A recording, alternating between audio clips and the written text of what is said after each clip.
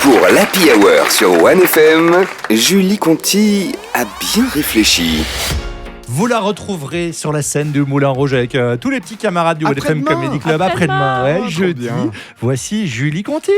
Coucou tout le monde. Alors j'ai bien réfléchi, Hervé, Benjamin. Je vais vous offrir une coquille de protection au plomb. Il y a une étude qui a été faite par l'Université de Genève et il semblerait que les portables pourraient porter préjudice à la qualité de votre sperme, de votre semence, de votre nectar. Alors hop, des coquilles les gars, pour protéger vos noix.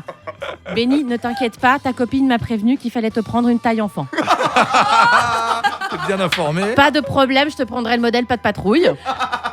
Donc, si on en revient à l'étude, elle a été menée au niveau national auprès de près de 3000 hommes dans 6 centres de recrutement de l'armée suisse. Ah mince Hervé, j'ai dit une connerie, au fait t'es pas concerné, c'est que pour les jeunes hommes. Toi et tes vieilles baloches, vous êtes pas touchés. T'aurais juste pu dire que j'étais réformé, ça suffisait. Merci Julie. Elles vont très bien, elles te saluent.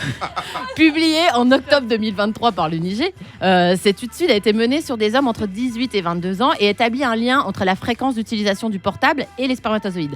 Les participants ont livré un échantillon de sperme et rempli un questionnaire médical sur leur mode de vie, dont le temps passé à utiliser leur téléphone portable et bien entendu l'endroit où ils le plaçaient lorsqu'ils l'utilisaient pas. Donc ça c'est chaud pour toi, Benjamin, on est d'accord? Parce que les auditeurs, faut que vous le sachiez, Benjamin porte son téléphone à la ceinture. Parce que oui, c'est un gros beauf. J'adore ceux qui font ça. Et alors le sperme a été ensuite testé. Hervé, je t'arrête tout de suite. Non, ils l'ont pas goûté. T'imagines le truc? Bah dis donc, t'aurais pas mangé de l'asperge toi par hasard? De l'ananas. L'analyse a été portée sur le volume, la morphologie, le nombre de spermatozoïdes et aussi sur leur concentration. Leur concentration?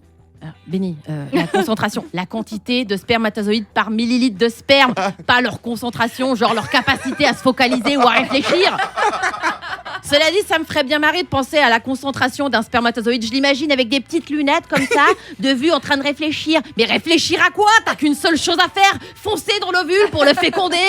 Enfin, tu parles, je pense qu'il y a un spermatozoïde sur des milliards qui s'approche d'un ovule. La majorité, il termine dans un vieux morceau de sopalin, on le sait. Ils ont aussi analysé la mobilité pour voir comment ils se déplaçaient. Comment ils se déplacent? Ah non mais Benny, oh là là. Comment ils se déplacent, comment ils bougent quoi. Non, ils ont pas regardé si les spermatozoïdes préféraient la trotte électrique ou la bagnole. Bulletin trafic, on annonce un ralentissement au croisement entre l'utérus et la trompe de Fallope. Nous vous conseillons de préférer l'autoroute de contournement. Trompe de Fallope, je crois que c'est le nom des parties du corps que je préfère. On dirait que c'est dit par quelqu'un qui a un problème de prononciation. Folem, toi aussi t'as des trompes de Fallope, Bon. Pour en revenir à l'étude, la conclusion, c'est qu'une fréquence plus élevée d'utilisation du téléphone portable, soit plus de 20 fois par jour, est associée à une concentration de spermatozoïdes plus faible. C'est dingue, non? Vous trouvez pas? Non, mais ce qui est dingue, c'est pas le résultat, on est d'accord? Ça fait des plombes qu'on se doutait que le téléphone c'était pas bon que c'était pas un bon fertilisant. Non, ce qui est dingue, c'est de penser que 20 fois par jour, c'est une fréquence élevée d'utilisation du téléphone. Non, parce qu'il faut être honnête, aujourd'hui, notre téléphone, on l'utilise pour tout. On a notre vie dedans. Mail, message, on se déplace avec, on commande à bouffer, on gère son compte bancaire, on trouve l'amour ou juste un plan cul, on fait exploser des bonbons, sacré Candy Crush, on filme, on prend des photos, on envoie des selfies, on utilise son agenda et surtout on stocke des gens, des choses et des gens. Enfin voilà, on fait plein de choses avec quoi. T'as pas dit téléphoner, donc on peut utiliser son téléphone pour téléphoner. Bah, bravo le boomer. Ah là là, mais plus personne n'utilise son portable pour téléphoner. C'est là qu'on voit que t'es vieux.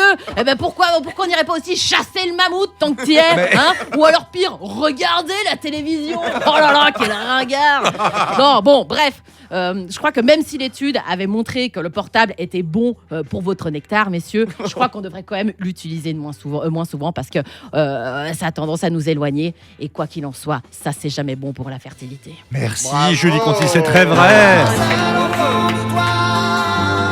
Oh, très bon choix ça. Ouais, Phil Barnet, Julie, elle nous a envoyé ça. J'aimerais Phil Barnet avoir un seul enfant de toi. Vraiment, c'est moderne. Tu m'as traité de boomer.